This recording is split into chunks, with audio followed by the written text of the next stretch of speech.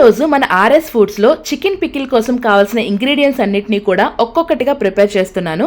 First అయితే వెల్లుల్లిపైని peel చేసేసాను neat గా. ఇక్కడ మన జున్నుబాబు కూడా మన కోసం హెల్ప్ చేస్తున్నాడు. తర్వాత అల్లాన్ని కూడా పీల్ చేసేసి నీట్ గా వాష్ చేసి డ్రై చేసి అప్పుడు నేను అల్లం వెల్లుల్లి రెండింటినీ కూడా గ్రైండ్ చేస్తున్నాను. ఏదైనా పికిల్ ప్రిపేర్ చేసేటప్పుడు మెయిన్ టిప్ ఏంటి అంటే వాటర్ డ్రాప్లెట్స్ అనేవి ఎక్కడా కూడా ఉండకూడదు.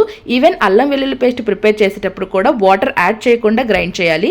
ఆ తర్వాత నేను చికెన్ని నీట్గా వాష్ చేసేసి బాయిల్ చేసి ఆ వాటర్ అంతా ఎగిరిపోయిన తర్వాత అప్పుడు నేను ఆయిల్లో ఫ్రై చేస్తున్నాను.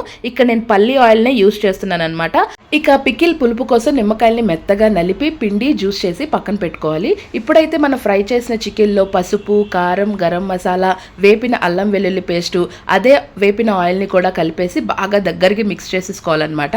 ఈ పికిల్ బాగా చల్లగా అయిపోయిన తర్వాత మనం నిమ్మకాయ రసాన్ని అందులో పిండేసుకుంటే చికెన్ పికిల్ రెడీ అయిపోతుంది.